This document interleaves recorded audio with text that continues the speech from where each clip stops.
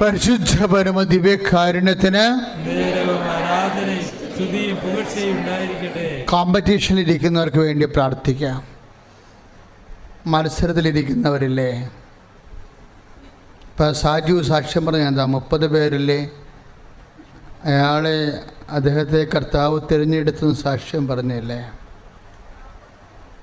അപ്പം അതുപോലെ ചില കോമ്പറ്റീഷനിലേക്ക് വരുമ്പോൾ നമുക്ക് ദൈവത്തിൻ്റെ ഒരു കൃപ അത്യാവശ്യമായി വരും. 1 കോടി 1.25 കോടിയൊക്കെ കടമുള്ള ആൾക്കാർ 14,000 രൂപയ്ക്ക് എങ്ങനെയാണ് ജോലി ചെയ്യണത്? അതുകൊണ്ട് മാതാവ് പറഞ്ഞെന്നാ പറയണത്, നീ ഈ ശമ്പളം മേടിക്കണ്ട, നിനക്കിതുകൊണ്ട് നീ ഇവിടെ കെട്ടിവിട്ട് കാണാത്ത കാര്യം ഇവിടെ കെട്ടിക്കിടന്നിട്ട് എന്നാ കാണിക്കാനാ? എഴുന്നേൽക്കുവനെന്ന് പറയത്തില്ലേ? അങ്ങനെ കർത്താവ് എഴുന്നേൽപ്പിച്ചുകൊണ്ട് പോയതാ. ഉടമ്പടി മാതാവ് അങ്ങനെയാ, നിന്നെ എഴുന്നേൽപ്പിച്ചുകൊണ്ട് പോയി ചൂണ്ടിക്കാണിച്ച് തരും.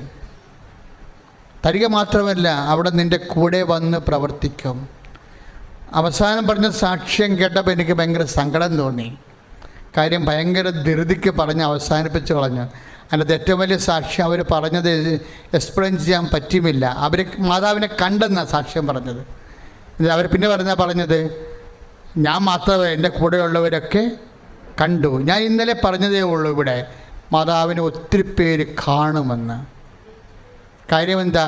കൃപാസനത്തിലെ മാതാവിൻ്റെ പ്രത്യക്ഷീകരണ പ്രാർത്ഥന എന്താണ്? സഭയത് പഠിക്കണമെന്നല്ലേ പ്രാർത്ഥന, അല്ലേ? സഭ പഠിക്കണമെന്നുണ്ടെങ്കിൽ സഭയ്ക്ക് എങ്ങനെ പഠിക്കാൻ പറ്റും? ജോസഫച്ചൻ മാത്രമേ അമ്മയെ അന്ന് പ്രത്യക്ഷപ്പെട്ടപ്പോൾ കണ്ടുള്ളൂ. ഇനി എന്താണ്? ഇനി ജനങ്ങളെല്ലാം കാണണം. ജനങ്ങൾക്ക് 2 തരത്തിൽ കാണാൻ പറ്റും. ഒന്ന്, അവിടെ ജീവിത അവസ്ഥകളിൽ അമ്മ ഇടപെട്ടുകൊണ്ട് ദൈവാനുഭവത്തിൽ കാണാൻ പറ്റും. രണ്ടാമത്തത്, അവിടെ മുറിയിലും അവിടെ വീടുകളിലും അമ്മയെ നേരിട്ട് കാണാൻ പറ്റും. അതാണ് അമ്മ പറഞ്ഞത്, ഞാൻ മാത്രമല്ല എൻ്റെ കൂടെ ഉണ്ടായിരുന്നവരും അമ്മയെ കണ്ടു എന്ന് പറഞ്ഞില്ലേ? നിങ്ങളും അമ്മയെ കാണും. എന്താ കാര്യമെന്ന് കഴിഞ്ഞാൽ, സമയക്കടികാരൻ നെഞ്ചിൽ ചാർത്തിക്കൊണ്ടാണ് അമ്മ പ്രത്യക്ഷപ്പെട്ടതെങ്കിൽ അത് സങ്കീർണമായ സന്ദേശമാണ് സ്വർഗത്തിനുള്ളത് ലോകത്തോട് പറയാൻ. ആ സഭയാണ് പറയണമെന്നുണ്ടെങ്കിൽ അതിൻ്റെ സാങ്കേതികമായ പഠനങ്ങൾ ദൈവശാസ്ത്ര വിധിപ്രകാരം നടന്നേ മതിയാവും. അതിൻ്റെ അടയാളങ്ങളാണ് നിങ്ങൾ. ഇവയ്ക്ക് നിങ്ങളാണല്ലോ സാക്ഷികളെന്ന് പറഞ്ഞാണ് ഈശോ തിരിച്ചു പോയിരിക്കണത്, അല്ലേ? ഈശോ ലാസ്റ്റ് വർത്തമാനം എന്താ പറഞ്ഞത്? ഇവയ്ക്ക് നിങ്ങളാണല്ലോ സാക്ഷികൾ. ജെറുസലേം മുതൽ ഭൂമിയുടെ അതിർത്തികൾ വരെ കർത്താവിൻ്റെ വചനം പ്രഘോഷിക്കേണ്ടിയിരിക്കുന്നു. ഇവയ്ക്ക് നിങ്ങളാണല്ലോ സാക്ഷികൾ. കർത്താവിൻ്റെ വചനം പുലരണമെന്നുണ്ടെങ്കിൽ സാക്ഷികൾ ഇവിടെ ഉണ്ടായേ മതിയാകത്തുള്ളൂ. മറ്റു തരത്തിലുള്ള പലതരത്തിലുള്ള ഭീഷണികൾ നമ്മൾ കാണുന്നുണ്ട്, കേൾക്കുന്നുണ്ട്. അച്ഛന്മാർ അറസ്റ്റ് ചെയ്യുന്നുണ്ട് വചനം പ്രഘോഷിച്ചതിൻ്റെ പേരില്ലേ. ഒന്ന് ചിന്തിക്കണം, ഇത് മരത്തിൽ തൂങ്ങിക്കിടന്നവരുടെ, മരത്തിൽ കെട്ടിവെച്ചിട്ട് അസ്ത്രമെയ്തവരുടെയും മരത്തിൽ തറച്ച് വെച്ചിട്ട് ആണിക്കയറ്റിയവരുടെയും സഭയാണ്.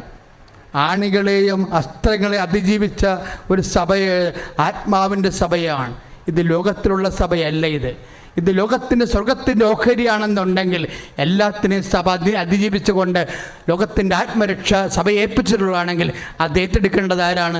സാക്ഷികളാണ്. സാക്ഷികൾ, ഇവയ്ക്ക് നിങ്ങളാണല്ലോ സാക്ഷികളെന്ന്. കർത്താവിൻ്റെ വചനം നിങ്ങൾ പ്രാർത്ഥിക്കണം. ദൈവത്തിൻ്റെ വചനം ആത്മരക്ഷയ്ക്ക് വേണ്ടി പ്രഘോഷിക്കുവാൻ എന്നെ സാക്ഷിയാക്കണമേ. സ്തുതിയുള്ള ഹല്ലേലൂയ.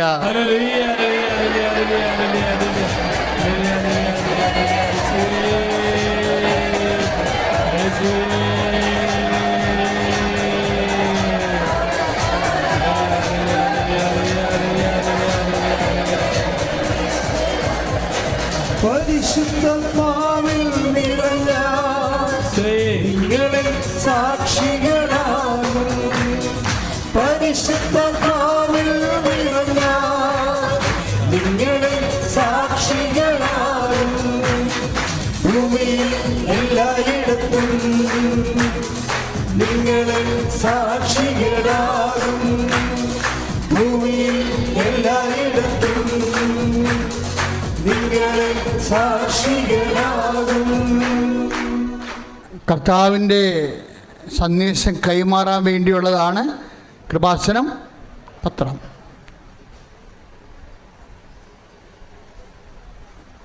അതുകൊണ്ട് തന്നെ പ്രാർത്ഥനയോടെയാണ് നിങ്ങളിത് ഒരു ദിവസം ഇരുന്ന് പ്രാർത്ഥിച്ചിട്ട് വേണം നിങ്ങൾ പത്രം പ്രേക്ഷിത പ്രവർത്തനം ചെയ്യാൻ.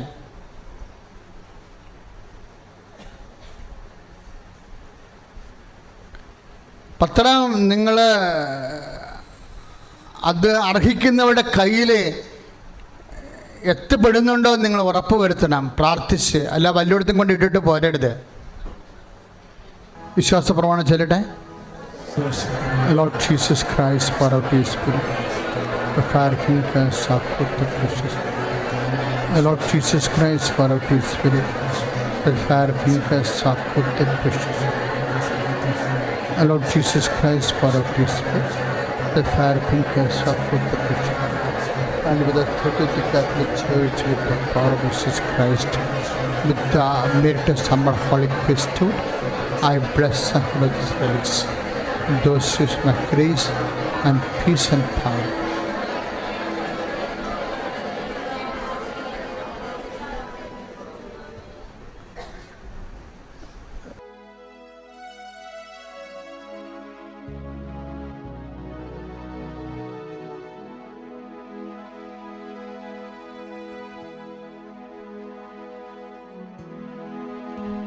നേർച്ച വസ്തുക്കൾ ഉയർത്തിപ്പിടിച്ചുകൊണ്ട് സ്തുതിക്കട്ടെ. Hallelujah, hallelujah, hallelujah, hallelujah, hallelujah. പരിശുദ്ധ പരമ ദിവ്യകാരുണ്യത്തിന് എന്നേരവും ആരാധനയും സ്തുതിയും പുകഴ്ചയും ഉണ്ടായിരിക്കട്ടെ. പരിശുദ്ധ പരമ ദിവ്യകാരുണ്യത്തിന് എന്നേരവും ആരാധനയും സ്തുതിയും പുകഴ്ചയും ഉണ്ടായിരിക്കട്ടെ. യേശുവേ, യേശുവേ, യേശുവേ, ഹല്ലേലൂയ, ഹല്ലേലൂയ, ഹല്ലേലൂയ. യേശുവേ,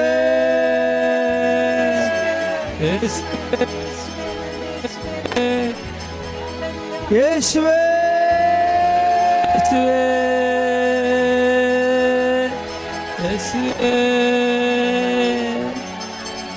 യേശുവേ.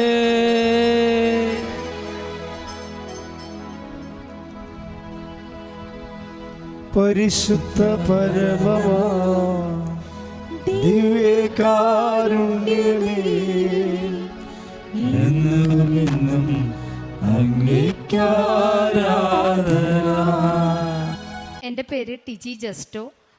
ഒരിക്കൽ കൂടി അമ്മയുടെ പ്രത്യക്ഷീകരണത്തിൻ്റെ സ്ഥിരസാക്ഷികളായി ഞങ്ങൾ കൃപാസനത്താൽ ഉയർത്തതിനെ ഓർത്ത് ഒത്തിരി നന്ദി പറയുന്നു. ഇതെൻ്റെ ഹസ്ബൻഡ് ജസ്റ്റോ പൗലോസ്, ഇത് ഹസ്ബൻഡിൻ്റെ അനിയൻ്റെ വൈഫ്, അതവരുടെ കുഞ്ഞ്. ഞാൻ ആദ്യമായി ഉടമ്പടി എടുത്തത് 2022 ജനുവരിയിലാണ്. അന്ന് മുതൽ ഇന്ന് വരെ 3.5 വർഷമായി ഒരു ബ്രേക്ക് പോലുമില്ലാതെ ഞാൻ ഉടമ്പടിയിൽ ജീവിച്ചുകൊണ്ടിരിക്കുകയാണ്. ഇപ്പോൾ ഞങ്ങൾ സാക്ഷ്യം പറയാൻ വേണ്ടി കാനഡയിൽ നിന്നാണ് വരുന്നത്. കാനഡയിൽ നിന്ന് വരുന്ന വഴിയാണ്. സാക്ഷ്യം പറയാൻ വേണ്ടി മാത്രമാണ് ഞങ്ങളിപ്പോൾ വന്നിരിക്കുന്നത്.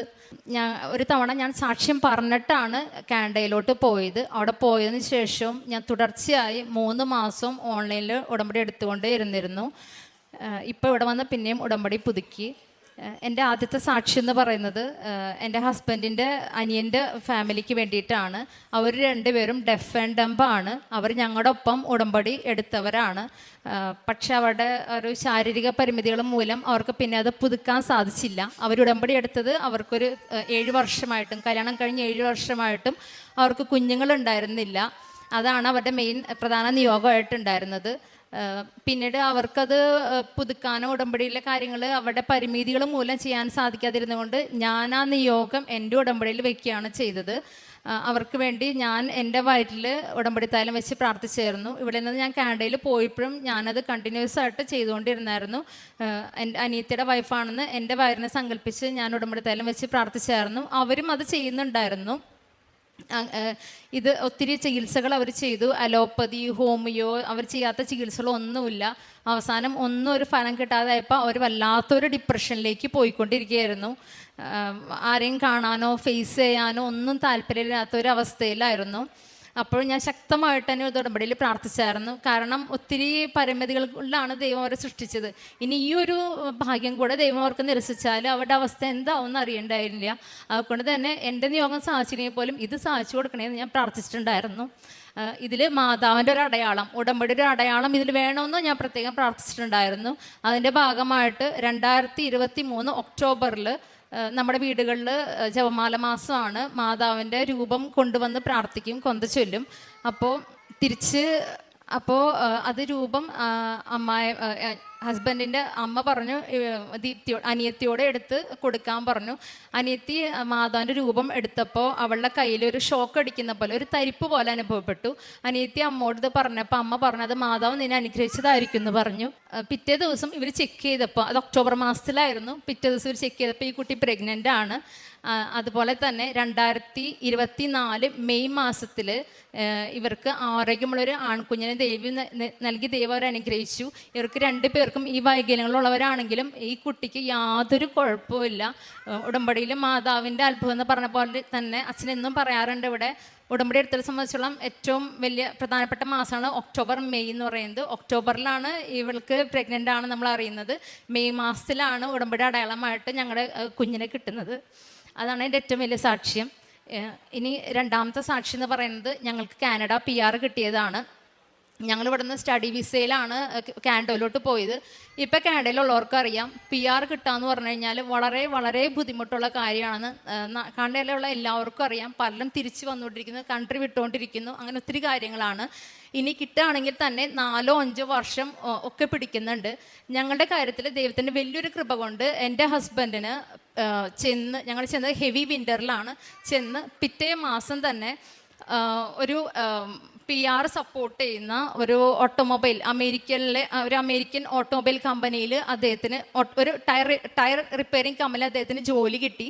ദൈവത്തിൻ്റെ കൃപ കൊണ്ട് ഒരു സർവൈവൽ ജോലിയോ ഒരു റെസ്റ്റോറൻറ്റ് ജോലിയോ ഒന്നും അദ്ദേഹത്തിന് ചെയ്യേണ്ടി വന്നില്ല. അദ്ദേഹം ഒരു മെക്കാനിക്കൽ ഫീൽഡിലായിരുന്നു. അവിടെയും ഒരു ടയർ റിപ്പയറിംഗ് മെക്കാനിക്കൽ ഫീൽഡിൽ അദ്ദേഹത്തിന് ജോലി കിട്ടി. അത് PR സപ്പോർട്ട് ചെയ്യുന്നതായിരുന്നു. പക്ഷെ അതിന് ഒത്തിരി കടമ്പകളുണ്ടായിരുന്നു. ആദ്യത്തെ കാര്യം IELTS പാസ്സാവുന്നുള്ളതാണ്. എൻ്റെ ഹസ്ബൻഡിയുടെ ഓട്ടോമൊബൈൽ ഫീൽഡ് ആയതുകൊണ്ട് അദ്ദേഹത്തിന് അങ്ങനെ അതൊരു സ്വപ്നത്തിൽ പോലും അദ്ദേഹം ചിന്തിച്ചിട്ടില്ല. അദ്ദേഹത്തിന് അതിലുള്ള ലാംഗ്വേജ് ഒന്നുമില്ല. ഒരിക്കൽ പോലും അദ്ദേഹം ചിന്തിച്ചിട്ടില്ല അദ്ദേഹത്തിന് IELTS എഴുതുമെന്നോ പാസ്സാവുമെന്നോ ഒന്നും. പക്ഷെ ഞാനത് ഉടമ്പടി വെച്ചിട്ടുണ്ടായിരുന്നു. ധൈര്യമായിട്ട് എഴുതിക്കൊള്ളാൻ പറഞ്ഞു. ഉടമ്പടി വെച്ചിൻ്റെ മാത്രം ഫലമായി റിക്വയർഡ് സ്കോർ നൽകി മാധവ് അദ്ദേഹത്തെ അനുഗ്രഹിച്ചു. അടുത്ത സ്റ്റെപ്പ് എന്ന് പറയുന്നത് ഞങ്ങൾക്ക് വെസ് ചെയ്യാന്നുള്ളതാണ്. കാരണം അദ്ദേഹം ഇവിടെ പഠിച്ച ആളാണ്. അപ്പോൾ ഇവിടുത്തെ ഓട്ടോമൊബൈൽ ഡിപ്ലോമ കാനഡയിലോട്ട് ഈക്വലൻസി സർട്ടിഫിക്കറ്റ് അതിൻ്റെ കിട്ടണം. അത് കിട്ടിയാലാണ് നമുക്ക് ഇതുമായിട്ട് മുന്നോട്ട് പോകാൻ പറ്റത്തുള്ളൂ. പക്ഷെ ഞങ്ങൾ വെസ്സിന് അപ്ലൈ ചെയ്തപ്പോൾ ഇത് ഈക്വലൻ്റ് ആക്കാൻ പറ്റത്തില്ല എന്ന് പറഞ്ഞിട്ട് ഞങ്ങൾക്ക് മെയിൽ വന്നത്. അപ്പം ഞങ്ങൾക്ക് PR കിട്ടണമെങ്കിൽ ഞങ്ങളുടെ ഒരു കമ്മ്യൂണിറ്റിയുടെ പേര് നോർത്ത് ബേ എന്നാണ് കാനഡയിലെ. അവിടെ നിന്ന് ഞങ്ങൾക്ക് റെക്കമെൻഡേഷൻ ലെറ്റർ കിട്ടണമായിരുന്നു. ഈ റെക്കമെൻഡേഷൻ കിട്ടണ ഈ കമ്മ്യൂണിറ്റി ഞങ്ങൾ പോയി ചോദിച്ചു, ഞങ്ങൾക്ക് ഇങ്ങനെയാണ് വന്നിരിക്കുന്നത്. അപ്പോൾ അവർ പറഞ്ഞു, ഇത് വെച്ചിട്ട് നിങ്ങൾക്ക് കിട്ടത്തില്ല, നിങ്ങൾക്ക് റിജക്ഷനാണ്, നിങ്ങൾക്ക് ഇത് വെക്കണ്ട, കിട്ടില്ല എന്ന് പറഞ്ഞു. പക്ഷേ ഈ തരേണ്ട ആളുകളാണ് നമ്മളോട് ഇത് പറഞ്ഞത്. ഞാൻ ഉടമ്പടി പാലിക്കുന്ന വ്യക്തിയല്ല, ഉടമ്പടി ജീവിക്കുന്ന വ്യക്തിയായുള്ള ഒരു വിശ്വാസം എനിക്കുള്ളത് കൊണ്ട് തന്നെ ഞാൻ എൻ്റെ ഹസ്ബൻഡിനോട് പറഞ്ഞു, ഈ കമ്മ്യൂണിറ്റി അല്ല കർത്താവ്, യേശുവാണ് കർത്താവ്. എനിക്കിത് എൻ്റെ ദൈവം തരുന്ന നല്ല വിശ്വാസമുണ്ട്. എനിക്ക് ഇവർ തന്നെ, എൻ്റെ ദൈവം, പരിശുദ്ധ അമ്മ എൻ്റെ ദൈവത്തിന് എനിക്കിത് മേടിച്ചു തരും, നമ്മളിതായിട്ട് മുന്നോട്ട് പോകാമെന്ന് പറഞ്ഞു. അങ്ങനെ ഞങ്ങളിത് അപ്ലൈ ചെയ്തു. എന്താണോ റിജക്ഷനായിട്ട് വന്നത് ആ ഫയൽ നമ്പർ വെച്ച് അതിൽ ഒരു കാര്യം ഞങ്ങൾ ചെയ്തു. ഉടമ്പടിയിൽ ഇരിക്കുന്നവരുടെ ശക്തമായ ആയുധങ്ങളായ ഉടമ്പടി തൈലം, കാശുരൂപം, ഉപ്പൊക്കെ വെച്ച് വിശ്വാസം ചൊല്ലി പ്രാർത്ഥിച്ച് ഞങ്ങളത് അപ്ലൈ ചെയ്തു. എൻ്റെ ഹസ്ബൻഡ് അത് കിട്ടുന്ന യാതൊരു പ്രതീക്ഷ ഉണ്ടായില്ല. കാരണം തരേണ്ടവരാണ് ഞാൻ പറഞ്ഞത് കിട്ടില്ല, ചെയ്യേണ്ടാന്ന്. പക്ഷേ ദൈവത്തിൻ്റെ വലിയൊരു കൃപ കൊണ്ട് ഞങ്ങൾക്ക് അത് റെക്കമെൻഡേഷൻ ലെറ്റർ അവർ തന്നു. അത് കഴിഞ്ഞ് അടുത്ത സ്റ്റെപ്പ് എന്ന് പറയുന്നത് ഞങ്ങൾക്ക് IRCSലോട്ട് PR-ന് വേണ്ടി അപ്ലൈ ചെയ്യാന്നുള്ളതായിരുന്നു. അപ്പോൾ അതിൽ ആദ്യം വേണ്ടത് ID പ്രൂഫ്. ഹസ്ബൻഡ് ത്രൂ ആണ് ചെയ്തുകൊണ്ട് ആളുടെയാണ് സർട്ടിഫിക്കറ്റ്സ് ഒക്കെ വേണ്ടത്. ആദ്യം വേണ്ടത് ID പ്രൂഫാണ്, അതായത് ബർത്ത് സർട്ടിഫിക്കറ്റ് ആണ്. എൻ്റെ ഹസ്ബൻഡ് ജനിച്ചത് വീട്ടിലായതുകൊണ്ട് ഞങ്ങൾക്ക് ബർത്ത് സർട്ടിഫിക്കറ്റ് ഉണ്ടായില്ല. പലരും ഞങ്ങളോട് പറഞ്ഞു നമുക്ക് വക്കീലിനെ പോയി കാണാം, എന്തെങ്കിലും ചെയ്യാമെന്ന് ഞാൻ പറഞ്ഞു. ചെയ്യാമെന്ന് പലരും ഞങ്ങളോട് പറഞ്ഞു. ഞാൻ പറഞ്ഞു എൻ്റെ ഹസ്ബൻഡിൻ്റെ അടുത്ത്, നമ്മളൊരു വക്കീലിനെയും കാണുന്നില്ല, നമ്മുടെ വക്കീൽ പരിശുദ്ധ അമ്മയാണ് നമ്മളെ കൊണ്ടുവന്നത്. വക്കീലിനൊക്കെ കണ്ടു കഴിഞ്ഞാൽ ഒരു പക്ഷേ അവർ നമുക്ക് എന്തെങ്കിലും നമ്മൾ തെറ്റായിട്ട് വല്ല ഫേക്ക് ഇൻഫർമേഷനോ ഫാബ്രിക്കേറ്റ് എന്തെങ്കിലുമൊക്കെ നമ്മൾ ഫേക്കായിട്ട് എന്തെങ്കിലും ചെയ്യേണ്ടി വരും. എനിക്കത് താല്പര്യം ഉണ്ടായിരുന്നില്ല. നമ്മൾ പ്രാർത്ഥിക്കുകയും ചെയ്യുന്നുണ്ട്. പിന്നെ നമ്മൾ 2 ബെഞ്ചിലും കാലിടണ്ടെന്ന് അച്ഛൻ പറയാറുണ്ട്. അപ്പോൾ ഞാൻ പറഞ്ഞു നമുക്കത് ദൈവം തരും. ഒരു നമ്മൾ തെറ്റായിട്ടൊന്നും ചെയ്യാൻ പോകുന്നില്ല. നമ്മളുള്ള കാര്യം അവർക്ക് പറഞ്ഞൊരു എക്സ്പ്ലനേഷൻ ലെറ്റർ കൊടുക്കുകയാണ്. ഞങ്ങൾ ഈ കാര്യം പറഞ്ഞ് അതിലും ഞങ്ങൾ ഉടമ്പടിത്തായാലും വെച്ച് കുരിശ് വരച്ച് വിശ്വാസം ചൊല്ലി ഒക്കെ വെച്ച് പ്രാർത്ഥിച്ച് നേർച്ചകളെല്ലാം ഉപയോഗിച്ചിട്ട് ഞങ്ങളത് പിന്നെയും അപ്ലൈ ചെയ്തു. അത് അവർക്കൊരു പ്രശ്നം ഉണ്ടായില്ല, അവർ അക്സെപ്റ്റ് ചെയ്തു. അടുത്ത കാര്യം ഞാൻ നേരത്തെ പറഞ്ഞ ബസ് എന്നത് പിന്നെയും ഇവിടെ ഒരു പ്രശ്നമായിട്ട് മാറി. അതവർ വേണമെന്ന് പറഞ്ഞു. അപ്പം ഞങ്ങളുടെ കാര്യം പറഞ്ഞു. അവർ പറഞ്ഞു എന്നാൽ 10th തരാൻ പറഞ്ഞു. ഞങ്ങൾ സാധാരണ ഇവിടെ ഡിഗ്രി സർട്ടിഫിക്കറ്റുകളൊക്കെയാണ് ഇവിടെ ഈ ബസ് ചെയ്യുക. 10th ഒക്കെ ചെയ്യുന്നത് വളരെ റെയറാണ്. ഞങ്ങളാണെങ്കിൽ കാനഡയിലാണ്. അപ്പോൾ ഒത്തിരി അന്വേഷിച്ചിട്ടാണ് ഹസ്ബൻഡ് ഒരു ഏജൻസീനെ കിട്ടിയത്, നാട്ടിലൊരു ഏജൻസീനെ. ഒരു 5 മാസത്തോളം ഇതിന് പിന്നാലെയായിരുന്നു. പക്ഷേ എന്ത് ചെയ്താലും അത് മുന്നോട്ട് പ്രൊസീഡ് ചെയ്യാൻ പറ്റുന്നുണ്ടായില്ല. ഹസ്ബൻഡ് SSLCയുടെ സർട്ടിഫിക്കറ്റ് ഞങ്ങൾക്ക് 5 മാസത്തോളമായിട്ടും വെസ് കൊടുക്കാനോ ഏജൻസിക്ക് അതൊന്നും ചെയ്യാൻ പറ്റാത്ത രീതിയിൽ പല തടസ്സങ്ങളായിരുന്നു. ഓരോ മാസം ഞങ്ങൾക്ക് IRCCന്ന് മെയിൽ വരും, സർട്ടിഫിക്കറ്റ് എവിടെയെന്ന് ചോദിച്ചിട്ട് ഞങ്ങൾ പറയും കിട്ടിയിട്ടില്ല. അപ്പോൾ ഞങ്ങൾക്ക് അടുത്ത മാസം ഡെഡ്ലൈൻ പറയും. അങ്ങനെ 5 തവണ, അങ്ങനെ സാധനം നയിക്കുന്നതല്ല, പക്ഷെ 5 തവണ അവർ ഞങ്ങൾക്ക് മെയിൽ വന്നു, സർട്ടിഫിക്കറ്റ് ചോദിച്ചു. ഞങ്ങൾ പറഞ്ഞു ഇടയിൽ കിട്ടിയിട്ടില്ല, പ്രോസസ്സിങ് നടന്നുകൊണ്ടിരിക്കുകയാണെന്ന് പറഞ്ഞു. അവസാനം കഴിഞ്ഞ വർഷം നവംബർ 25 ഞങ്ങൾക്ക് IRCCയിൽ നിന്നൊരു മെയിൽ വന്നു, ഇത്രയും നിങ്ങൾക്ക് ചാൻസ് തന്നു, ഇനി ഡിസംബർ 25, അതായത് കഴിഞ്ഞ വർഷം ഡിസംബർ 25 വരെ 1 മാസത്തെ സമയം തരും. ഈ സമയത്തിനുള്ളിൽ ഈ സർട്ടിഫിക്കറ്റ് തന്നില്ലെങ്കിൽ നിങ്ങളുടെ ഫയൽ എന്നേക്കുമായിട്ട് ക്ലോസ് ചെയ്യാണ്, പിന്നെ നിങ്ങൾ നോക്കണ്ട എന്ന് പറഞ്ഞു. അതായത് അത് റിജക്ഷനാണ്. ഇനി ഞങ്ങളെ സംബന്ധിച്ചിടത്തോളം ഞങ്ങൾക്ക് ഒത്തിരി ഡിമെറിറ്റ്സ് ആണ്. നമുക്ക് പ്രായമുണ്ട്, അങ്ങനെ ഒത്തിരി ഏജ് ഗ്യാപ്പും കാര്യങ്ങളൊക്കെ ഉണ്ട്. അപ്പോൾ ഈ ഒരു വഴിയാണ് നമുക്ക് ഉണ്ടായിരുന്നത്. സ്റ്റുഡൻറ്റ് വിസ വഴി PR കിട്ടാന്ന് വെച്ചാൽ വളരെ റെയറായിട്ട് കിട്ടുന്നുള്ളൂ. അപ്പോൾ ഈ ഒരു വഴി നമ്മളെ പൂർണ്ണമായിട്ട് അടയുന്ന രീതിയിലായിരുന്നു. അവർ ക്ലോസ് ചെയ്തപ്പോൾ നമുക്കത് രണ്ടാമതൊന്നും ചെയ്യാൻ പറ്റത്തില്ല. ഈ പെർട്ടിക്കുലർ പ്രോഗ്രാം RNIP എന്ന് പറഞ്ഞൊരു പെർട്ടിക്കുലർ പ്രോഗ്രാമാണ് PR തരുന്നത്. ആ പ്രോഗ്രാം ക്ലോസ് ആവുകയും ചെയ്തു. അപ്പോൾ നമുക്കിനി ഒന്നും ചെയ്യാൻ പറ്റാത്ത രീതിയിലായി. നമ്മൾ തിരിച്ചു പോകേണ്ട അവസ്ഥ വരുന്ന ഒരവസ്ഥയിലെത്തി. അപ്പോഴും ഞാൻ ഒട്ടും തളർന്നില്ല.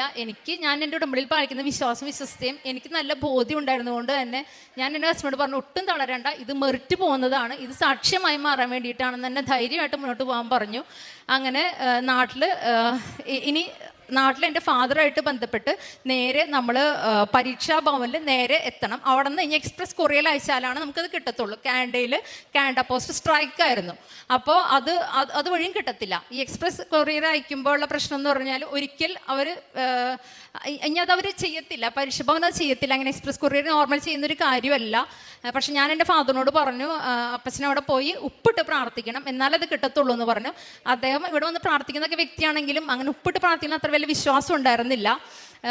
അദ്ദേഹം പൊളിറ്റിക്കലി കുറച്ച് ഇൻഫ്ലുവൻസ് ഉള്ളതാണ്. അപ്പോൾ ആൾ പറഞ്ഞില്ല നമുക്ക് അവിടെ നിന്ന് പൊളിറ്റിക്കൽ ഹെൽപ്പൊക്കെ കിട്ടുമെന്ന് പറഞ്ഞു. പക്ഷെ അവിടെ പോയിട്ട് ഒരു സഹായവും കിട്ടിയില്ല. കാരണം അത് അവിടേക്ക് അധികാരപരിധിക്ക് അപ്പുറത്തുള്ള കാര്യമായിരുന്നു, അത് ചെയ്യാൻ പാടില്ലാത്തൊരു കാര്യമാണ്. പക്ഷേ അദ്ദേഹം അവിടെ പോയി ഉപ്പിട്ട് പ്രാർത്ഥിച്ചു. അവസാനം അങ്ങനെ അവിടെ നിന്ന് തന്നെ ഒരു ഹെൽപ്പ്, ദൈവത്തിൻ്റെ സഹായം കിട്ടിയത്, പൊളിറ്റിക്കൽ ഹെൽപ്പല്ല കിട്ടിയത്.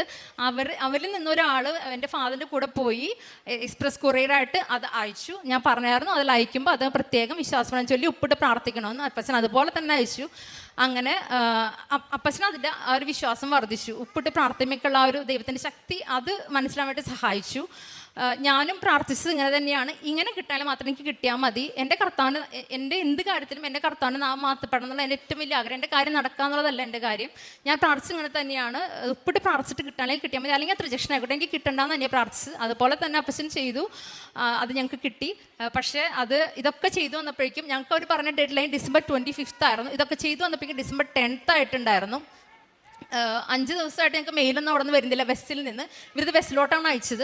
ഞങ്ങൾ വിളിച്ചു ചോദിച്ചപ്പോൾ അവർ പറഞ്ഞു ഡിസംബർ 15 അവർക്ക് അവിടെ കിട്ടി. പക്ഷെ അവർ പറഞ്ഞു അവർ വെക്കേഷന് പോവാണ്. അവിടെ വെക്കേഷൻ എന്ന് പറഞ്ഞു കഴിഞ്ഞാൽ ന്യൂ ഇയർ ഒക്കെ കഴിഞ്ഞാൽ പിന്നെ ഓപ്പൺ ആവുള്ളൂ. അവർ പറഞ്ഞു ഞങ്ങൾ വെക്കേഷന് പോയിട്ട് ഇനി 2025 6 തീയതിക്ക് ശേഷം നമുക്ക് പ്രോസസ്സ് ചെയ്യാം, അത് 1-2 മാസം പിടിക്കും. അപ്പം ഞങ്ങൾക്ക് കിട്ടിയിട്ട് ഒരു കാര്യം, ഞങ്ങൾക്ക് ഡിസംബർ 25 ഞങ്ങളുടെ ഫയൽ ക്ലോസ് ചെയ്യും. എൻ്റെ ഹസ്ബൻഡ് പിന്നെയും തളർന്നു. ഇനി ഒരു വഴിയില്ലാത്ത അവസ്ഥയിൽ നമുക്ക് ഒരു സാധ്യത, നമുക്കൊന്നുമില്ല, നമുക്ക് അവിടെ ഒന്നും ചെയ്യാം. അവർ പറഞ്ഞത് തന്നെയാണ്, നമുക്കൊന്നും ചെയ്യാനില്ല. പക്ഷേ അപ്പോഴും എനിക്ക് നല്ല വിശ്വാസമായിരുന്നു. അപ്പോഴും ഞാൻ പറഞ്ഞു ഇത് അതിൻ്റെ മെറിറ്റ് പോകുന്നതാണ്, ഞാൻ പ്രാർത്ഥിക്കുന്ന എൻ്റെ എല്ലാ കാര്യം മെറിറ്റ് പോയി കൃപയിൽ കിട്ടണമെന്നാണ്, അതുകൊണ്ട് തന്നെ നടക്കുന്നത്, ഒരു പേടിക്കണ്ടെന്ന് പറഞ്ഞ് ഞാൻ ധൈര്യപ്പെടുത്തി. ഞങ്ങൾ വെസ്സിൻ്റെ സൈറ്റൊക്കെ തുറന്നു നോക്കിയപ്പോൾ എങ്ങനെയാണെന്ന് അറിയില്ല, ഒരു ചാറ്റ് എന്ന് പറഞ്ഞൊരു ബോക്സ് ഉണ്ട്, അത് എന്താണെന്ന് ഞങ്ങൾക്ക് അറിയത്തില്ല. പക്ഷെ ഞങ്ങളുടെ സാഹചര്യം പറഞ്ഞൊരു 3-4 സെൻറ്റൻസിൽ ഒരു സാഹചര്യം പറഞ്ഞ് ഞങ്ങളൊരു മെയിൽ പോലെ അയച്ചു. എന്താണെന്നൊന്നും അറിയത്തില്ല. എന്നെ സംബന്ധിച്ചിടത്തോളം ഞാൻ എന്ത് സബ്മിറ്റ് ചെയ്യുകയാണെങ്കിലും ഞാനത് കൃപാസനത്തിലോടാണ് സബ്മിറ്റ് ചെയ്യുന്നത്. എന്ത് പേപ്പർ സബ്മിറ്റ് ചെയ്യുകയാണെങ്കിൽ ഞാൻ പറയും, പരിശുദ്ധ അമ്മ ഇത് ഞാൻ കൃപാസനോട് തരാണ്, അമ്മ ഇത് സ്വർഗത്തിലേക്ക് കൊണ്ടുപോയി തിരുക്കുമാരിൽ നിന്ന് അപ്രൂവൽ മേടിച്ചതെന്ന് പറഞ്ഞിട്ടാണ് ഞാനത് എല്ലാം അയക്കാറുള്ളത്. അതും ഞാൻ അങ്ങനെ തന്നെയാണ് ചെയ്തത്. അത്ഭുതകരമായ രീതിയിൽ പിറ്റേ ദിവസം ഞങ്ങൾ എല്ലാ ദിവസം പള്ളിയിൽ പോകട്ടെ, പിറ്റേ ദിവസം ഞങ്ങൾ വന്നപ്പോൾ ഞങ്ങൾക്ക് വെസ്സിൽ നിന്നൊരു മെയിൽ വന്നേക്കാണ്.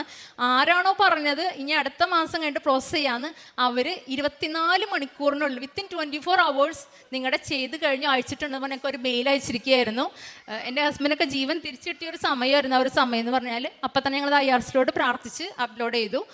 ഞങ്ങൾക്ക് അവർ പറഞ്ഞത് December 25th റിജക്ഷൻ തരാൻ പോകുമെന്ന് പറഞ്ഞാൽ ഏത് IRCC ആണോ പറഞ്ഞത് ആ IRCC തന്നെ December 24th PR-നുള്ള പ്രീ അറൈവൽ ഇൻവിറ്റേഷനാണ് ഞങ്ങൾക്ക് അയച്ചു തന്നത്.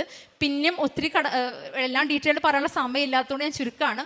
ഒത്തിരി കടമ്പകളും കാര്യങ്ങളും ഒക്കെ ഉണ്ടായി. പക്ഷേ ഫെബ്രുവരി 18 അവർ പറഞ്ഞ ഒരു ക്രൈറ്റീരിയ പോലും പാലിക്കാതെ, അവർ പറഞ്ഞ എല്ലാ ഡെഡ് ലൈനും ബ്രേക്ക് ചെയ്ത്, അവർ പറഞ്ഞ ഡോക്യുമെൻറ്റ്സ് പോലും കൊടുക്കാൻ സാധിക്കാതെ, എന്താ പറയുക, മെറിറ്റ് ഉള്ളവർക്ക് പോലും PR കിട്ടാന്ന് പറഞ്ഞാൽ ഇപ്പോൾ അത്ര ബുദ്ധിമുട്ടാണ്. കാനഡയിലുള്ളവർക്ക് അത് കാര്യങ്ങൾ അറിയത്തുള്ളൂ ശരിക്കും.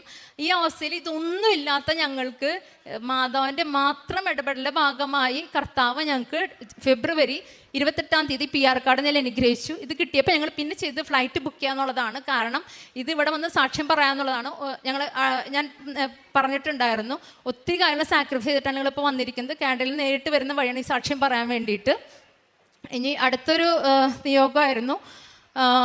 ഞങ്ങൾ കാനഡയിലാണെങ്കിലും ജപമാല റാലി നടത്താറുണ്ട് എല്ലാ വർഷവും. ഇപ്പോൾ 2 വർഷമായിട്ട് ഞങ്ങളിവിടെ ചെയ്യുന്ന പോലെ തന്നെ അവിടെ 12 കിലോമീറ്റർ ഇവിടെ ചെയ്യുന്ന അത്രയും ദൂരം ഒക്ടോബർ മാസത്തിൽ ഞാനും എൻ്റെ ഹസ്ബൻഡും കൂടെ ഞങ്ങൾ 2 പേരും മാത്രമായിട്ട് ജപമാല റാലി നടത്താറുണ്ട്. അപ്പോൾ അതിൽ വെച്ചിരുന്ന യോഗമായിരുന്നു. ഞങ്ങളുടെ കൂടെ താമസിക്കുന്ന ഷീന മിഥുൻ എന്ന് പറഞ്ഞ ഒരു ഫാമിലി, അവർക്ക് അവരുടെ വർക്ക് പെർമിറ്റ് അവരുടെ സ്പൗസിൻ്റെ റിജക്റ്റായി, ഷീന എന്ന് പറഞ്ഞ വ്യക്തിയുടെ റിജക്റ്റായി. അപ്പോൾ അവർക്ക് ഇത്ര സമയത്തുള്ള കാനഡ വിട്ട് പോകണം, 3 മാസത്തിൽ കാനഡ വിട്ട് പോകണം എന്നൊരു മെയിൽ വന്നായിരുന്നു. അവർ PR-ന് വെച്ചിട്ടുണ്ടായിരുന്നു. പക്ഷേ ഇങ്ങനെ ഒരു ഇത് 2 തവണ അവർക്ക് റിജക്റ്റായി. അപ്പോൾ ഇനിയിപ്പോൾ അവർക്ക് ആ പറഞ്ഞ ദിവസത്തിനുള്ളിൽ PR കിട്ടിയില്ലെങ്കിൽ അവർ രാജ്യം വിട്ട് പോകണം, കാനഡ വിട്ട് പോകണം. അങ്ങനെയാണ് അവിടുത്തെ നിയമം. അല്ലെങ്കിൽ പിന്നെ വലിയ ലീഗൽ ഒത്തിരി കോംപ്ലിക്കേഷൻസ് ഒക്കെ വരും. അതവർക്ക് വർക്ക് ചെയ്യാൻ പറ്റത്തില്ല അവിടെ. അവർക്ക് കൃപാസനത്തെ പറ്റി അറിയില്ലായിരുന്നു. അവർ ഡൽഹിയിലായിരുന്നു. ഞാൻ അവർക്ക് കൃപാസനം ഇൻട്രൊഡ്യൂസ് ചെയ്ത് കൊടുത്തു. അത്തവണത്തെ ജപമാല റാലിയിൽ ഞങ്ങളുടെ കാലമൊക്കെ ഉണ്ടെങ്കിൽ പോലും ഞങ്ങളുടെ മെയിൻ നിയോഗം ഇതായിരുന്നു. ഇത് പറഞ്ഞാണ് ഞങ്ങൾ ആ ജപമാല റാലി കംപ്ലീറ്റ് ചെയ്തത്. മറ്റൊത്തിരി നിയോഗങ്ങളുടെ കൂടെ ഞാൻ അങ്ങോട്ട് പറയുകയും ചെയ്തു, ഞങ്ങളിത് ജപമാല റാലി സമർപ്പിച്ചിട്ടുണ്ട്, എത്രയും പെട്ടെന്ന് തന്നെ നിങ്ങൾക്ക് കിട്ടുമെന്ന് പറഞ്ഞു. പറഞ്ഞ പോലെ തന്നെ അത് തികഞ്ഞ് ഒരാഴ്ചക്കുള്ളിൽ മാതാവിൻ്റെ ദിവസമായ ബുധനാഴ്ച അവർക്ക് മെയിൽ വന്നു, PR കിട്ടിയെന്ന് പറഞ്ഞിട്ട്. അവർക്ക് ഒത്തിരി വിശ്വാസം ആവാനായിട്ട് സഹായിച്ചു. പിന്നെ ഒരു സാക്ഷി എന്ന് പറയുന്നത്, എൻ്റെ ഹസ്ബൻഡും ഫ്രണ്ടും തമ്മിലൊരു പൈസയെ ബന്ധപ്പെട്ടൊരു പ്രശ്നം ഉണ്ടായി. ഞങ്ങൾക്ക് വിഷമം ഉണ്ടാകുന്ന ഒരു കാര്യമാണ് ഉണ്ടായത്, ഞങ്ങൾക്ക് നഷ്ടം ഉണ്ടാകുന്ന ഒരു കാര്യം ഉണ്ടായത്. പക്ഷേ അത് ഒരു 2 മാസം മുമ്പാണ് അത് ഉണ്ടായത്. ഞാൻ അന്ന് മുതൽ ആ കുടുംബത്തെ സമർപ്പിച്ച് പ്രാർത്ഥിക്കുന്നുണ്ടായിരുന്നു ഇത് രമ്യതയിലാവണമെന്നുള്ളത്. എൻ്റെ ഹസ്ബൻഡ് ആളോട് അങ്ങോട്ട് വഴക്കൊന്നുണ്ടായില്ലെങ്കിൽ പിന്നെ ആൾ നമ്മളോട് മിണ്ടുന്നുണ്ടായിരുന്നില്ല. അപ്പോൾ ഞാൻ പ്രാർത്ഥിച്ചത്, ഞങ്ങളുടെ പേരിലെല്ലാം തെറ്റുന്നുണ്ടെങ്കിലും ഞങ്ങൾക്ക് വിഷമമുള്ള കാര്യമാണെങ്കിൽ പോലും എൻ്റെ ഹസ്ബൻഡ് അങ്ങോട്ട് പോയി മാപ്പ് പറയുന്നതാണ് ഞാൻ പ്രാർത്ഥിച്ചത്. ഹോളി സ്പിരിറ്റ് ആ രീതിയിൽ എൻ്റെ ഹസ്ബൻഡിൽ പ്രവർത്തിക്കണം, ആ വ്യക്തിയിലും പ്രവർത്തിക്കാൻ ഞാൻ പ്രാർത്ഥിച്ചത്. ഞങ്ങളുടെ ഫ്ലൈറ്റ് കയറുന്നത് വെള്ളിയാഴ്ചയാണ്. അന്ന് എൻ്റെ ഹസ്ബൻഡ് അന്നും ഡ്യൂട്ടി ഉണ്ടായിരുന്നു. അന്ന് തലേദിവസം നൈറ്റ് ചെയ്തായിരുന്നു, വ്യാഴാഴ്ച. അന്ന് അദ്ദേഹം, എൻ്റെ ഹസ്ബൻഡ്, ഞങ്ങൾക്കാണ് വിഷമമുണ്ടെങ്കിൽ പോലും അങ്ങോട്ട് പോയി ആ വ്യക്തിയോട് മാപ്പ് പറഞ്ഞ് ആ പ്രശ്നം രമ്യതയിലായി. ആ വ്യക്തിക്കും ഒത്തിരി വിഷമമായി. ഒരുപക്ഷെ ആ വ്യക്തിയുടെ തെറ്റിദ്ധാരണകൾ കൊണ്ടായിരിക്കാം, അറിയാതെ പറ്റിയതായിരിക്കാം, നമുക്കറിയത്തില്ല. പിന്നെ നമ്മളതിനെപ്പറ്റി സംസാരിച്ചില്ല. പക്ഷേ ആ ഒരു പ്രശ്നം വളരെ രമ്യമായ രീതിയിൽ പിന്നെയും അവർ നല്ല ഫ്രണ്ട്ലി ആയിട്ടാണ് അവർ പിരിഞ്ഞത്. അതും എനിക്ക് ഒത്തിരി സന്തോഷമുള്ള കാര്യമാണ്. കാരണം എൻ്റെ കുടുംബത്തിൽ അനുഗ്രഹം കിട്ടാനല്ല, എൻ്റെ കുടുംബത്തിൽ കൃപ കിട്ടാൻ വേണ്ടി ഞാൻ പ്രാർത്ഥിക്കുന്നത്. അപ്പോൾ എൻ്റെ ഹസ്ബൻഡ് എളിമപ്പെട്ടപ്പോൾ, ഞങ്ങളുടെ ഭാഗത്ത് തെറ്റിങ്ങിൽ പോലും അദ്ദേഹം എളിമപ്പെട്ടപ്പോൾ ആ ഒരു കൃപയിൽ നിറഞ്ഞൊക്കെ എൻ്റെ കുടുംബത്തിന് സാധിക്കുന്നുണ്ട്. ഇനിയും ഒത്തിരി അനുഗ്രഹങ്ങൾ ഇത് എൻ്റെ കൂടെ ഇവരുള്ളത് കൊണ്ട് മാത്രം, എൻ്റെ കൂടെ ഉള്ളവരുടെ കാര്യങ്ങൾ എനിക്ക് പറയാൻ സാധിച്ചിട്ടുള്ളൂ. ഒത്തിരി പേർക്ക് രോഗസൗഖ്യം കിട്ടാനും പരീക്ഷാ വിജയങ്ങൾ കിട്ടാനും ഇമിഗ്രേഷൻ റിലേറ്റഡ് കാര്യങ്ങൾ കുട്ടികളുണ്ട്, അങ്ങനെ ഒത്തിരി അനുഗ്രഹങ്ങൾ കിട്ടിയിട്ടുണ്ട്. പക്ഷെ അവരൊക്കെ വേൾഡിലെ പല പാർട്സിലാണ്. അവരൊന്നും എനിക്ക് കൊണ്ടുവരാൻ സാധിച്ചിട്ടില്ല. അതുകൊണ്ട് മാത്രം എനിക്ക് ആ സാക്ഷികൾ പറയാൻ സാധിക്കാതെ എനിക്ക് ഒത്തിരി വിഷമമുണ്ട്. എപ്പോഴെങ്കിലും അവരെയും കൊണ്ടുവന്ന് എനിക്ക് സാക്ഷികൾ പറയാൻ സാധിക്കുമെന്ന് ഞാൻ വിശ്വസിക്കുന്നു. ഇനി ഞങ്ങൾ ചെയ്യുന്ന പ്രേക്ഷിത പ്രവർത്തനം കാനിപ്രവർത്തനമാണ്. അച്ഛൻ പറയാറുണ്ട് ഉടമ്പടിയിലെ ഏറ്റവും പ്രധാനപ്പെട്ട പ്രേക്ഷിത പ്രവർത്തനമാണെന്ന്. ഞാൻ ഏറ്റവും നന്നായി ചെയ്യുന്നത് പ്രേക്ഷിത പ്രവർത്തനമാണെന്ന് ഒറ്റ വിശ്വാസം എനിക്കുണ്ട്. എനിക്ക് ഇവിടെ ചെയ്തതിൻ്റെ ഞാൻ വിചാരിച്ചു കാനഡയിൽ പോകുമ്പോൾ ഞാൻ എന്തായിരിക്കുന്നത്. പക്ഷേ എല്ലാ മാസവും എൻ്റെ കസിനോ ഫ്രണ്ടോ ആരെങ്കിലും വന്ന് ഇവിടെ നിന്ന് 5 കെട്ട് കൃപാസന പത്രം വാങ്ങിച്ച് എൻ്റെ വീട്ടിലേക്ക് കൊടുക്കും. എൻ്റെ ഫാദറിനോട് പറഞ്ഞ് ഞാനത് അയപ്പിക്കും. നല്ലൊരു എമൗണ്ട് ഞങ്ങൾക്ക് അതിനൊരു ചിലവാണ്ട്. പക്ഷേ നമ്മൾ ഒത്തിരി കാലം ഞങ്ങൾ അതിൻ്റെ സാക്രിഫൈസ് ചെയ്തിട്ടാണ് ചെയ്യുന്നത്. എല്ലാ മാസം 5 കെട്ട് കൃപാസന പത്രം കാനഡയിൽ നോർത്ത് ബെല്ലിൽ ഞങ്ങളുടെ വീട്ടിലെത്തിയിട്ടുണ്ടാവും. ഓരോ ആഴ്ചയും ഓരോ ഇംഗ്ലീഷ് പത്രങ്ങളാണ്. അവിടെ കൂടുതലും ഇംഗ്ലീഷുകാരാണ്, മലയാളീസ് കുറവാണ് ഞങ്ങളുടെ ഏരിയയിൽ.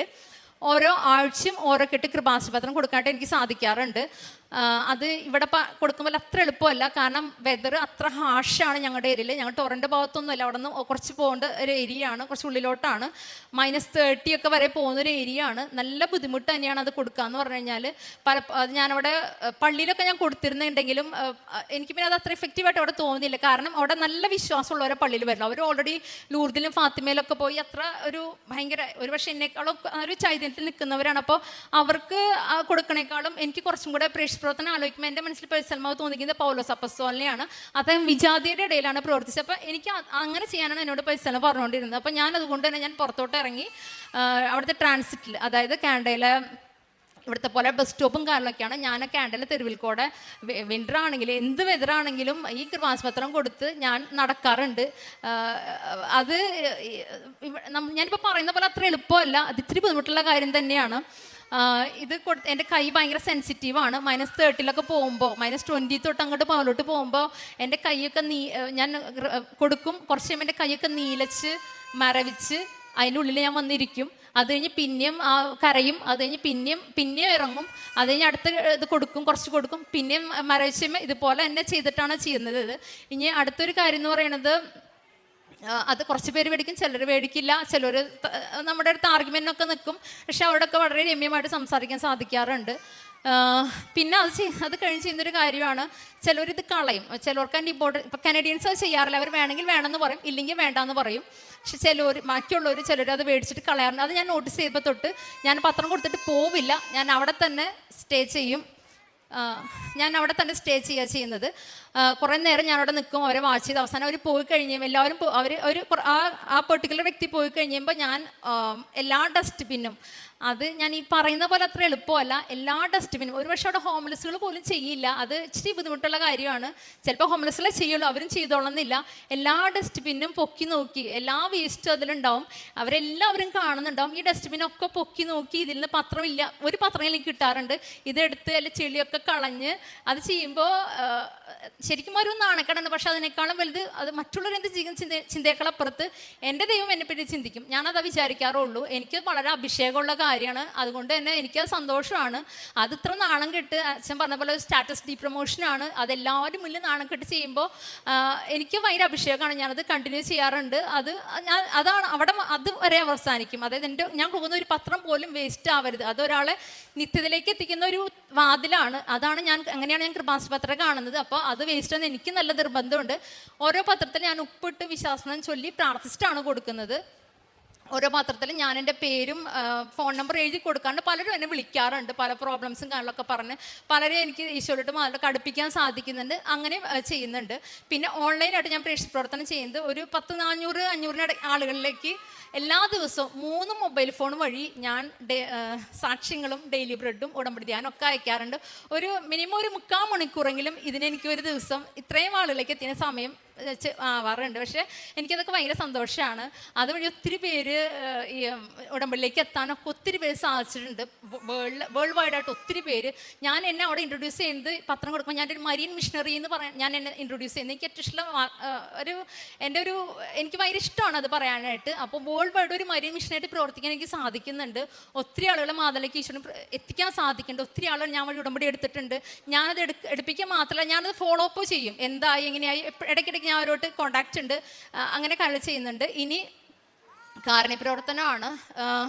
അതിൽ മെയിനായിട്ട് അവിടെ ഇപ്പം അവിടെ ഉള്ളവർക്കറിയാം, ഹോംലെസ്സിന് ഫുഡ് കൊടുക്കാന്ന് പറയും. ഇപ്പോൾ ഇവിടുത്തെ പോലെ തന്നെ അവിടെ ആളുകളുണ്ട് ഹോംലെസ് ആയിട്ടുള്ളവർ. അവരവിടെ വന്നിരിക്കും. അപ്പം അവിടെ ശരിക്കും പറഞ്ഞാൽ ഹോംലെസ്സിന് ഫുഡ് കൊടുക്കാൻ പാടില്ല എന്നാണ് പറയുക. പലരും അവിടെ ഫുഡ് ബാങ്കിലാണ് ഫുഡ് കൊടുക്കുന്നത്. പക്ഷേ അങ്ങനെ കൊടുത്താൽ നമുക്കത് ഈശോയുടെ നാമത്തിലാണ് കൊടുക്കുന്നത്, നമുക്ക് അവരോട് പറയാൻ സാധിക്കില്ല. അച്ഛൻ പറയാറുണ്ട്, നമ്മളൊരു കാര്യം വെറുതെ അങ്ങ് കൊടുത്താൽ അത് കാരുണ്യപ്രവൃത്തിയാണ്, പക്ഷെ ഞാനത് ഈശോയുടെ നാമത്തിലാണ് ചെയ്തു കൊടുക്കുന്നത് പറഞ്ഞാൽ അത് കൃപാവര പ്രവൃത്തിയാണ്. അപ്പോൾ എനിക്ക് കൃപാപ്രവൃത്തി ചെയ്യാനാണ് എനിക്കിഷ്ടം. അതുകൊണ്ട് തന്നെ ഞാൻ ഓരോ ഹോംലെസ്സിനെയും ദൈവം എൻ്റെ മുന്നിൽ കറക്റ്റായിട്ട് എല്ലാ ആഴ്ചയും ഒത്തിരി ആളുകൾ എത്തിക്കും. അവർ പറയുന്ന ഫുഡ്, ചിലപ്പോൾ ആ ഫുഡ് ഞങ്ങൾ കഴിച്ചിട്ട് പോലും ഉണ്ടാവില്ല, പക്ഷേ ആ ഫുഡ് അവർക്ക് വാങ്ങിച്ചു കൊടുത്ത് ഞാൻ അവരോട് പറയും, ഇത് എൻ്റെ ഈശോയുടെ നാമത്തിലാണ് ചെയ്തു തരുന്നതെന്ന്. അവരും പറയും, praise the Lord, hallelujah, God bless you പറഞ്ഞിട്ടാണ് ഞാനത് കൊടുക്കുന്നത്. അത് ഞാൻ ചെയ്യാറുണ്ട് എല്ലാ ആഴ്ചയും. പിന്നെ ഞങ്ങൾക്ക് പള്ളിയിൽ ഏറ്റവും പ്രധാനപ്പെട്ട ഒരു കാര്യം, ഞങ്ങൾക്ക് പള്ളിയിൽ വളരെ ആക്റ്റീവായിട്ട്, ഇംഗ്ലീഷ് ചർച്ചാണ് പക്ഷേ RC ചർച്ചാണ്, പള്ളിയിൽ ഞാനും ഹസ്ബൻഡും ഞങ്ങളുടെ 2 മക്കളുടെ വളരെ ആക്റ്റീവായിട്ട് പ്രവർത്തിക്കാനായിട്ട് സാധിക്കുന്നു. പള്ളിയിലൊരു സംഘടനയാണ് സ്ട്രീറ്റ് മിനിസ്ട്രി എന്ന് പറഞ്ഞിട്ട്, അതായത് നമ്മളവിടെ പള്ളിയിൽ പോയി ഫുഡ് ഉണ്ടാക്കി സ്ട്രീറ്റ്സിൽ പോയിട്ട് ഹോംലെസ്സിന് കൊടുക്കുന്നത്. ഞാൻ അതിൽ ഭാഗമായിട്ട് എനിക്ക് പ്രവർത്തിക്കാൻ സാധിക്കുന്നുണ്ട് എൻ്റെ ഉടമ്പടിയുടെ കാര്യപ്രവർത്തനത്തിൻ്റെ ഭാഗമായിട്ട്. പിന്നെ അടുത്തത് ഈ പ്രേക്ഷിപ്രവർത്തനത്തിൻ്റെയൊക്കെ ഭാഗമായിട്ട് ഒത്തിരി ആളായിട്ട് കണക്ഷൻ വരാനായിട്ട് അത് സാധിച്ചു, ഒത്തിരി പേരായിട്ട് കോൺടാക്ട്സ് വരാൻ സാധിച്ചു. അപ്പോൾ ഇവരൊക്കെ പല പ്രശ്നങ്ങൾക്ക് നമ്മളെ വിളിക്കും. അപ്പോൾ എനിക്കിപ്പോഴും അറിയില്ല എങ്ങനെയാണ് സാധിക്കുന്നത്. പലരും അത്ര ബുദ്ധിമുട്ടാണ്, ഇവിടെ നിന്ന് ഒത്തിരി കഷ്ടപ്പെട്ടൊക്കെയാണ് എല്ലാവരും അവിടെ പോകുന്നത്, കടം മേടിച്ചൊക്കെയാണ് ഇന്ത്യയിലെ പല ഭാഗത്തു നിന്നുള്ളവരും. അപ്പോൾ പലർക്കും റെൻറ്റ് കൊടുക്കാനായിട്ടോ അല്ലെങ്കിൽ ഫീസ് കൊടുക്കാനായിട്ട്, അവരുടെ ഫോൺ ബില്ല് അടയ്ക്കാനായിട്ട്, ഗ്രോസറി മേടിച്ചു കൊടുക്കാനായിട്ട്, അങ്ങനെയൊക്കെ ഞങ്ങൾക്ക് ഹെൽപ്പ് ചെയ്യാൻ സാധിച്ചിട്ടുണ്ട്. പക്ഷെ ഞാൻ നേരത്തെ പറഞ്ഞ പോലെ എന്ത് ചെയ്താലും, ഒരു ചെറിയ കാര്യം ചെയ്താലും വലിയ കാര്യം ചെയ്താലും ഇത് ഈശോയുടെ നാമത്തിനാണ് കൊടുക്കുന്നത്, അവരോട് പറഞ്ഞിട്ടാണ് ചെയ്തു കൊടുക്കാറുള്ളത്. ഇപ്പം ആലോചിക്കുമ്പോൾ തോന്നാറുണ്ട് ഇതൊക്കെ എങ്ങനെ സാധിച്ചു എന്ന്. പക്ഷേ എന്നിട്ട് ഞങ്ങളുടെ കാര്യം വരുമ്പോൾ ഞങ്ങൾക്ക് പലരോടും കടം മേടിച്ച് ഞങ്ങളുടെ ഈ കാര്യങ്ങൾ ചെയ്യാറുള്ളത്. പക്ഷേ എന്നിരുന്നാലും അവസാനം ദൈവം അതിൻ്റെ ഇരട്ടിയായിട്ട് ഞങ്ങൾക്ക് തരുകയും ചെയ്യാറുണ്ട്. പിന്നെ ഉടമ്പടി ഞാനിവിടെ നാട്ടിലായിരുന്നപ്പോൾ ഉടമ്പടിയുടെ പ്രേക്ഷിപ്രവർത്തനത്തിൻ്റെ ഭാഗമായിട്ട് കുറച്ച് പാവപ്പെട്ട കുടുംബങ്ങളിലേക്ക് എത്താൻ സാധിച്ചായിരുന്നു. അപ്പോൾ അവരെ ഇപ്പോഴും ഞങ്ങളത് ആർക്കും അറിയില്ല, ഞങ്ങൾ ഈ ചെയ്യുന്ന കാര്യമൊന്നും ആർക്കും അറിയില്ല, ഇവിടെ പറയുന്നത് കൊണ്ട് മാത്രം പറയുന്നതാണ്. ഒത്തിരി കുടുംബങ്ങളെ ഞങ്ങൾക്ക് ഇപ്പോഴും ഒരു നിശ്ചയ എമൗണ്ട് ഞങ്ങൾക്ക് അവർക്ക് അയച്ചു കൊടുക്കാൻ സാധിക്കും. ഞങ്ങളുടെ ദാരിദ്ര്യത്തിൽ നിന്ന് ഞങ്ങൾക്ക് അത് അയച്ചു കൊടുക്കാൻ സാധിക്കുന്നുണ്ട്. പക്ഷേ അതിൻ്റെ കർത്താവ് ഞങ്ങൾക്ക് ഇതിൻ്റെ ഇരട്ടിയായിട്ട് ഇതിനൊക്കെ ഞങ്ങൾക്ക് തിരിച്ചു തന്നുകൊണ്ടിരിക്കുന്നുണ്ട്. പിന്നെ ആധ്യാത്മികമായിട്ടുള്ള ഒരു വളർച്ച എന്ന് പറഞ്ഞാൽ നമ്മുടെ കുടുംബ പ്രാർത്ഥന, കുർബാന, ഇതൊന്നും മുടക്കാറില്ല. എത്ര തിരക്കാണെങ്കിലും എന്താണെങ്കിലും കുടുംബ പ്രാർത്ഥനയും പ്രാർത്ഥനയും കാരണം എല്ലാം നമ്മൾ ചെയ്യാറുണ്ട്. 2 ആഴ്ച കൂടുമ്പോൾ ഇംഗ്ലീഷ് ചർച്ചാണെങ്കിലും പോയി കുമ്പസാരിക്കണം. ചിലപ്പോൾ 2 ആഴ്ചയില്ല, ഒരാഴ്ചയിൽ തന്നെ കുമ്പസാരിക്കാറുണ്ട്. അതുപോലെ തന്നെ കുർബാന എൻ്റെ ജീവിതത്തിൽ ഞാൻ മുടക്കാത്തൊരു കാര്യമാണ് വിശുദ്ധ കുർബാന. അവിടെ എല്ലാ ദിവസവും കുർബാനയ്ക്ക് പോകുന്നതെന്ന് വെച്ചാൽ അത്ര ബുദ്ധിമുട്ടുള്ള കാര്യമാണ്. ഞങ്ങൾ മലയാള ഇടവകയൊന്നും അല്ല, ഇംഗ്ലീഷ് ഇടവകയാണ്. വീട്ടിൽ നിന്ന് ദൂരമുണ്ട്. വിൻ്റർ വളരെ ഹാഷാവുന്നൊരു സ്ഥലമാണത്. അപ്പോൾ ഹസ്ബൻഡ് ഉണ്ടെങ്കിൽ കാറിൽ പോവും, അല്ലെങ്കിൽ ബസ്സിൽ പോവും. -30 ഞാൻ നടന്നു പോയിട്ടുണ്ട്, 1/2 മണിക്കൂർ 3/4 മണിക്കൂറൊക്കെ നടന്നു പോയിട്ടുണ്ട്. എനിക്ക് എന്ത് വന്നാലും ഞാൻ വിശുദ്ധ കുർബാന മുടക്കാറില്ല. അതുകൊണ്ട് പല കാലം എനിക്ക് കോംപ്രമൈസ് ചെയ്യേണ്ട വരാറുണ്ട്. ഇപ്പോൾ എൻ്റെ ജോലി സ്ഥലത്താണെങ്കിലും അവിടെ എല്ലാവരും അവേഴ്സും ഷിഫ്റ്റും കിട്ടാൻ വേണ്ടി ഓടി നടക്കും. പക്ഷേ എനിക്ക് അവർ ഷിഫ്റ്റ് ഇടുമ്പോൾ ഞാൻ പറയും, എനിക്ക് കുർബാനയ്ക്ക് പോകണം, എൻ്റെ കുർബാന മുടക്കിയിട്ട് ഞാൻ അവരില്ല എന്ന് പറയും. അതുകൊണ്ട് മറ്റുള്ളവർക്ക് നഷ്ടം തോന്നുന്ന, പക്ഷെ എനിക്ക് നേട്ടം ഒത്തിരി എനിക്ക് ഉണ്ടായിട്ടുണ്ട്. എന്നെ പല രീതിയിലും അതൊക്കെ ബാധിച്ചിട്ടുണ്ട്. പക്ഷെ എന്നാൽ പോലും ഇപ്പോഴും അതിലൊന്നും ഞാൻ ഒരു വിട്ടുവീഴ്ചയ്ക്ക് തയ്യാറല്ല. എനിക്ക് എൻ്റെ ഈശോ എല്ലാ ദിവസവും സ്വീകരിക്കണം. പിന്നെ ഞാനായിരിക്കുന്ന ഇടങ്ങളിൽ എൻ്റെ വാക്കും പ്രവൃത്തിയും എൻ്റെ നിലപാടുകളും കൊണ്ട് ഞാനൊരു ക്രിസ്ത്യാനിയാണ്, ഞാനൊരു ക്രിസ്ത്യ വിശ്വാസിയാണ്, ഈശോയുടെ മോളാണെന്ന് മറ്റുള്ളവർ പറയിപ്പിക്കാൻ എനിക്ക് സാധിച്ചിട്ടുണ്ട്. നീ വളരെ സ്പിരിച്വലാണ്, നീ ഹോളിയാണ്, നീ എന്താ പറയുക, നീ വളരെ റിലീജിയസ് ആണ് എന്ന് ആളുകൾ ഇങ്ങോട്ട് ചോദിക്കുന്ന രീതിയിലുള്ള നിലപാട് ഉയർത്താൻ എനിക്ക് സാധിച്ചിട്ടുണ്ട്. ഉദാഹരണമായിട്ട് അവിടെ ഈശോയുടെ നാമൊക്കെ വൃഥ പ്രയോഗിക്കുക, അങ്ങനെ പല മോശം രീതിയിൽ പറയും.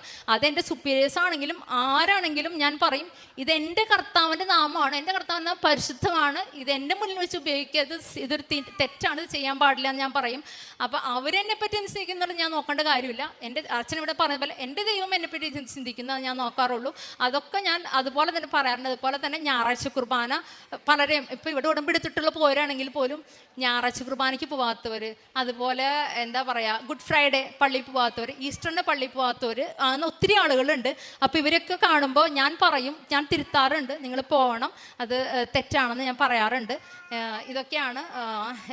സമയക്കുറവുകൊണ്ട് ഇവിടെ നിർത്താണ്. അപ്പോൾ എന്നോട് വൈ കൃപാസനം എന്ന് ചോദിച്ചാൽ എനിക്ക് പറയാനുള്ളത്, എൻ്റെ ദൈവസ്നേഹം വർദ്ധിക്കാനായിട്ട് കാരണമായൊരു സ്ഥലം, അല്ലാതെ എനിക്ക് PR കിട്ടാനോ എന്നെ ക്യാൻഡിൽ കൊണ്ടുപോകാനോ ഒന്നുമല്ല. ഇതൊക്കെ ദൈവത്തിന് വേണ്ടി നഷ്ടപ്പെടുത്താനൊരു നിലപാട് നിലപാട് സ്വീകരിക്കാനായിട്ട് എന്നെ പഠിപ്പിച്ച സ്ഥലം. അപ്പോൾ വൈ കൃപാസനം എന്ന് ചോദിച്ചാൽ, കൃപാസനമാണ് എനിക്ക് എൻ്റെ കർത്താവിനെ തന്നത്.